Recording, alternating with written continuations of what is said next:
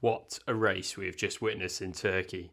It had absolutely everything we could ask for, bar perhaps a safety car. Here are the 7 things that I learnt from the 2020 Turkish Grand Prix. My name's Andy, and this is Behind the Drive. Number 1. Lewis Hamilton, 7 times world champion. Yes, it would be difficult not to start with this one, as once again we have just witnessed Lewis Hamilton win yet another world championship, matching Michael Schumacher as the most decorated F1 drivers in history. And boy did he win it in style, with a win in changeable conditions, keeping his tyres alive for almost 50 laps of the Grand Prix, and he was the one who was out there and made the call to keep his tyres on, going against what the pit wall had asked him. By the end of his race, the intermediates were more like slicks. He kept his track position, in the end winning the Grand Prix by 31 seconds. Just a few laps into the race, Lewis was over a pit stop behind the leader, STROLL, and this was an absolute masterclass, showing his experience and skill when so many other leading drivers fell behind after making mistakes like Max Verstappen, Charles Leclerc, and even Valtteri Bottas, who he lapped on his way to winning the title.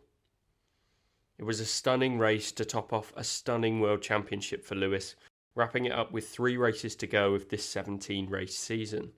Not only this, but after the race, Lewis hinted that he may be on the grid for many more years to come. So this run is not over yet. Number 2. Lance Stroll doesn't deserve the hate. Lance Stroll gets a lot of stick after his dad bought the team to ensure that he has a seat on the F1 grid. But despite finishing down in 9th position, this is a weekend that he can absolutely be proud of. In qualifying, Racing Point had clearly set up the car perfectly for the wet conditions, and he kept the car on track to qualify on pole, becoming the 5th youngest pole sitter in Formula 1 history. Lance kept his lead off the line, and certainly early on in the race he was cool, calm and collected at the front, building a lead over his teammate. He maintained this lead through the first pit stops, but unfortunately on a drying track he wasn't able to keep his tyres cool during the final stint and ended up heading backwards through the field to end up in 9th position. But in my opinion, Stroll has proved his worth this weekend once again. He's shown that he's always there and ready to take advantage if there's chaos up ahead, as he's proved at many other races in the past. It was a strong weekend for the Canadian, and hopefully there'll be many more to come. Number 3. Sebastian Vettel is back. Vettel has achieved his first podium of the year, and despite arguably lucking into it after Charles Leclerc had his late spin, he thoroughly deserved it after a fantastic race. Early on, Seb managed to get his Ferrari towards the front of the pack, proving his talent that of course won him 4 world championships. This talent has not gone, and he's still ready to fight at the front.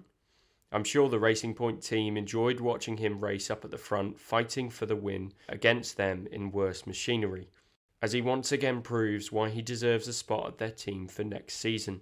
On top of this, Seb was the first driver to congratulate Lewis on his 7 world titles, saying he was making history. A nice touch for one of the nicest guys in the paddock. Number 4. Alex Albon. Too little, too late. At one stage in the race, it looked like Alex Albon was heading for his first race win. He was flying through the pack, overtaking Vettel and Hamilton to get right on the back of Sergio Perez in 2nd place. And despite the AWS graphic saying it would be an easy overtake, it was clearly tough for him to get past the Racing Point car.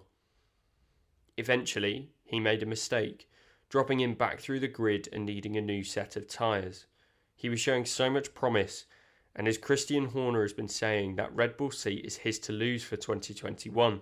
But when you see Sergio Perez standing on the 2nd step of the podium without a seat for next season, and Nico Hülkenberg waiting for an opportunity, you have to think that his time at Red Bull is finished.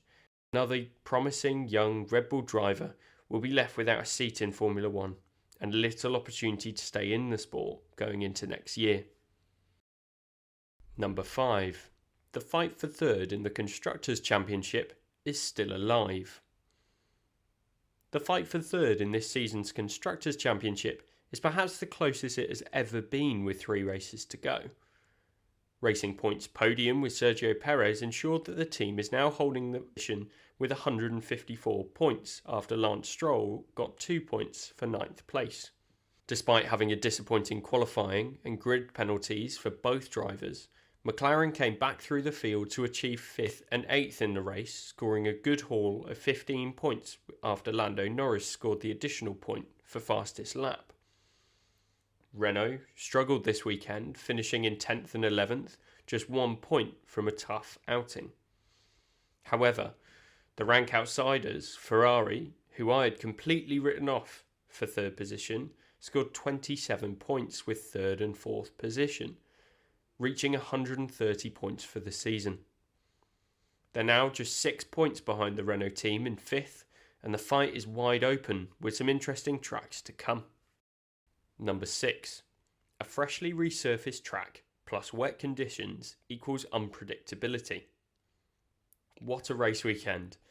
Even from Friday there was uncertainty with nobody predicting the tough track surface that was freshly resurfaced for cosmetic reasons.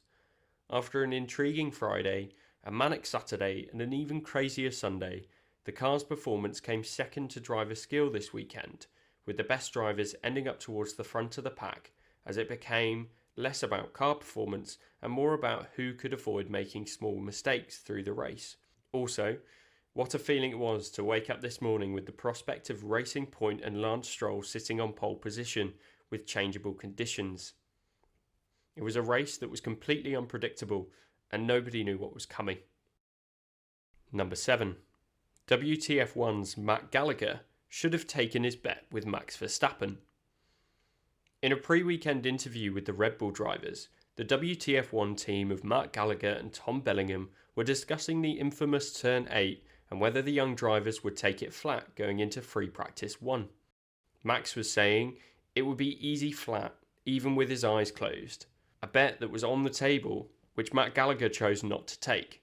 I am sure he will regret that decision now after seeing what the new track surface had done to all of the drivers on Friday morning. Max and Alex's willingness to offer such a bet going into the weekend shows how unexpected these conditions were for the teams. Perhaps F1 should learn from this weekend and try to find a way to replicate these unpredictable conditions in the future. So, that's my thoughts on this week's race.